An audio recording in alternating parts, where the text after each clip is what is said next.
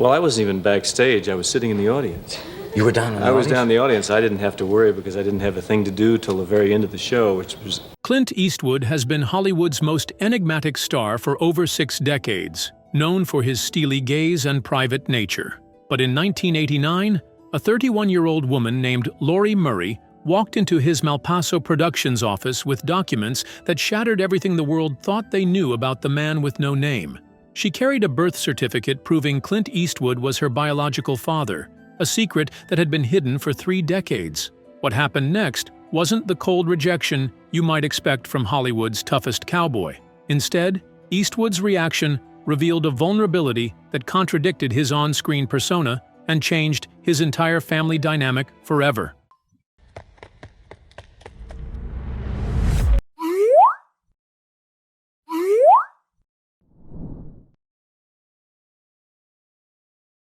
Clint Eastwood Jr. was born May 31, 1930, in San Francisco to Clinton Sr., a steelworker, and Ruth, a factory worker. The family moved constantly during the Great Depression, chasing work opportunities up and down the West Coast. Young Clint attended the 8 different schools before graduating high school, developing the nomadic instincts that would define both his personal and professional life. At 6 feet 4 inches tall, Clint was an imposing teenager who worked various jobs: lifeguard, forest firefighter, steel furnace stoker.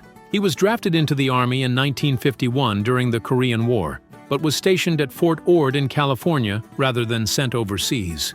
It was during his military service that Clint first considered acting, encouraged by fellow soldiers who thought he looked like a movie star. After his discharge in 1953, Clint drifted to Los Angeles with no clear plan beyond earning enough money to survive. He worked construction, dug swimming pools, and delivered newspapers while taking acting classes at night. His early Hollywood years were brutal. Countless rejections, tiny roles, and constant financial struggle. But Clint possessed something many aspiring actors lacked: patience and persistence. He understood that success in Hollywood was often about being in the right place at the right time. So he made sure he was always available, always prepared, always ready when opportunity knocked. His personal life during these early years was equally unsettled. Clint dated frequently, but avoided serious commitments, developing a reputation as a charming but elusive bachelor who preferred his freedom to domestic stability. Little did anyone know that this pattern would continue throughout his life, creating complications that would surface decades later.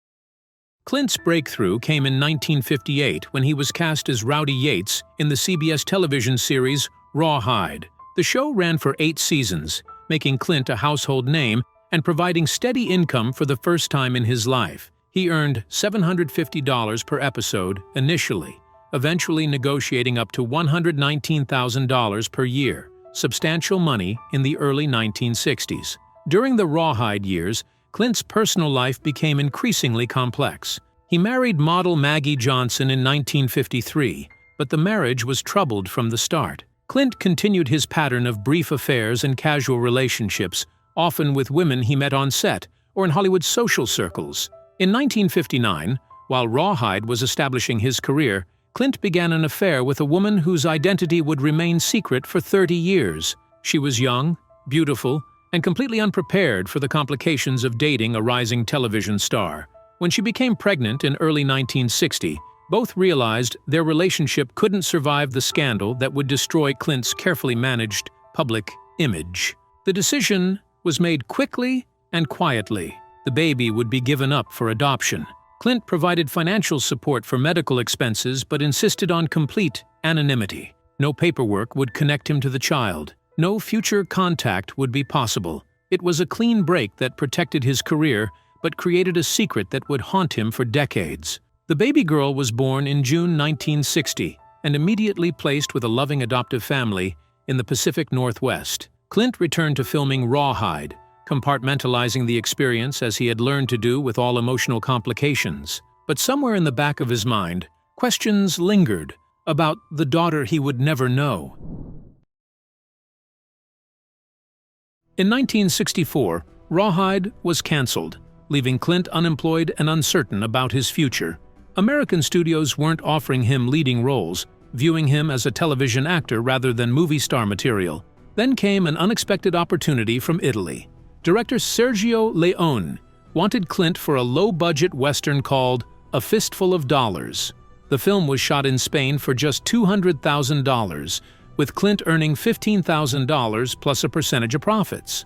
Nobody expected it to succeed, but A Fistful of Dollars revolutionized the Western genre and made Clint an international star. The success led to 2 sequels, For a Few Dollars More and The Good, the Bad, and the Ugly, cementing his status as the man with no name. During this period, Clint's personal life remained chaotic. His marriage to Maggie was deteriorating, though they wouldn't divorce until 1984. He had numerous affairs, including a highly publicized relationship with actress Sandra Locke that began in 1975 and lasted 14 years. There were also less public relationships, brief encounters that Clint preferred to keep out of the tabloids. The success of the spaghetti westerns gave Clint unprecedented power in Hollywood. He formed his own production company, Malpaso Productions, and began directing his own films. Play Misty for Me in 1971 marked his directorial debut, followed by classics like The Outlaw Josie Wales in 1976 and Unforgiven in 1992. But even as his professional life soared, Clint maintained strict boundaries around his private affairs. He employed lawyers and publicists specifically to keep his personal relationships out of the media. This obsessive privacy would prove crucial when his past began catching up with him in the late 1980s. While Clint Eastwood became one of Hollywood's biggest stars, the daughter he never knew was growing up 900 miles away in Lakewood, Washington. Laurie Murray had been adopted by loving parents who provided a stable, middle-class upbringing. She was a bright, athletic child who excelled in school and showed early signs of the determination that would later drive her to uncover her origins. Laurie's adoptive parents were honest about her adoption from an early age, but they knew nothing about her biological parents beyond basic medical information. The adoption had been arranged through a Catholic charity that maintained strict confidentiality policies. All records were sealed, and neither biological parent was supposed to have any future contact. As Laurie entered her 20s, she became increasingly curious about her biological heritage. She had always felt different from her adoptive family, taller, more intense, with a piercing gaze that seemed familiar but couldn't be placed. Friends often commented that she looked like someone famous, but nobody could identify who. In 1986, Washington state changed its adoption laws, allowing adult adoptees access to their original birth certificates under certain circumstances. Laurie immediately began the legal process to unseal her records, though she was warned it could take years and might lead nowhere. The breakthrough came in late 1988 when Laurie finally received her original birth certificate. The document listed her biological mother's name and, more shocking, contained information that led her to suspect her father's identity. Cross-referencing dates, locations, and circumstances, Laurie began to piece together a puzzle that would lead her to Hollywood's most private superstar. She spent months verifying her suspicions, hiring a private investigator to confirm what seemed impossible. Clint Eastwood was her biological father. Armed with her birth certificate and growing circumstantial evidence, Laurie Murray began what she would later describe as the most important detective work of my life. She studied photographs of Clint Eastwood from the late 1950s and early 1960s, noting physical similarities that went beyond coincidence. They shared the same piercing blue eyes, the same jawline, the same tall, lean build. Laurie contacted the Catholic charity that had arranged her adoption, but they maintained their policy of strict confidentiality.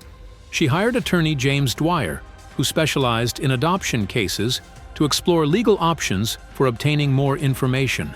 Dwyer was initially skeptical. Many adoptees convinced themselves they were related to celebrities, but Laurie's evidence was compelling. The private investigator Laurie hired discovered that Clint had indeed been in the Pacific Northwest during the time frame when she was conceived. Rawhide had filmed several episodes in Oregon during 1959. and cast members frequently visited Seattle and other nearby cities during breaks. Hotel records and local newspaper accounts placed Clint in the region during the exact period that aligned with Laurie's conception. More importantly, the investigator identified Laurie's biological mother through cross-referencing the birth certificate with records from the Catholic charity. The woman had since died, but family members confirmed she had worked as a dancer in Seattle area nightclubs during the late 1950s and had been involved with someone from Hollywood around 1959. By early 1989, Laurie had assembled what amounted to a legal case proving Clint Eastwood's paternity. She faced a crucial decision: contact him privately or go public with her story. The decision would determine not just her own future, but potentially damage one of Hollywood's most carefully guarded reputations. On March 15, 1989, Laurie Murray walked into the offices of Malpaso Productions in Burbank, California, carrying a manila folder that contained 30 years of secrets. She had called ahead, requesting a meeting with Clint Eastwood about a personal matter of extreme importance. His assistants tried to screen her call, but something in Laurie's voice convinced them to put her through to Clint directly. When Laurie identified herself and mentioned the year 1960, Clint immediately understood. He agreed to meet with her privately that afternoon, clearing his schedule and instructing his staff that he was not to be disturbed. For nearly 3 decades, he had compartmentalized the memory of that brief relationship and its consequences. Now the past was literally walking through his door. The meeting took place in Clint's private office, a sparse room decorated with movie posters and Western artifacts. Laurie later described feeling nervous but determined as she faced the man who had dominated movie screens throughout her childhood. Clint, then 58 years old, appeared calm but guarded as Laurie presented her evidence. She showed him her birth certificate, photographs comparing their physical similarities, and documentation of his presence in the Pacific Northwest during her conception. Clint listened without interruption, occasionally asking quiet questions about her adoptive family and her life. His reaction was not what Laurie had expected from Hollywood's toughest guy. Instead of denial or anger, Clint displayed genuine emotion. He asked about her childhood, her education, her dreams and aspirations. He wanted to know if she had been happy, if her adoptive parents had been good to her, if she had felt loved and secure. The conversation lasted over 2 hours, with both father and daughter carefully exploring 3 decades of separation. When Laurie finished presenting her case, Clint's response was simple and direct. "I believe you. What do you want from me?" Clint Eastwood's acceptance of Laurie Murray as his daughter was immediate and complete. Rather than demanding DNA tests or legal verification, he trusted her evidence and his own instincts. More importantly, he seemed genuinely pleased to discover he had another child, despite the complications it would create in his already complex family situation. Within weeks of their first meeting, Clint began integrating Laurie into his life. She was invited to family gatherings, introduced to his other children, and treated as a full member of the Eastwood clan. This wasn't a grudging acknowledgement or damage control. It was genuine acceptance and affection. Clint's other children were initially surprised, but ultimately welcoming. Kyle and Allison, his children with first wife Maggie Johnson, embraced Laurie as their sister. His younger children from various relationships followed suit, creating an extended family that reflected Clint's complicated romantic history, but also his capacity for love and loyalty. The integration wasn't without challenges. Laurie had to adjust to suddenly being part of Hollywood royalty, with all the privileges and pressures that entailed. Clint had to explain to friends, colleagues, and the media why he was suddenly introducing a new daughter who was clearly in her 30s. Clint's approach to handling the situation publicly was characteristically direct. Rather than hiding Laurie or creating elaborate cover stories, he simply began including her in family events and business functions. When questioned by reporters, he provided minimal details, but didn't deny her existence or their relationship. The Hollywood community's reaction was mixed. Some praised Clint for accepting responsibility and embracing his daughter. Others criticized him for the circumstances that had led to her adoption in the first place.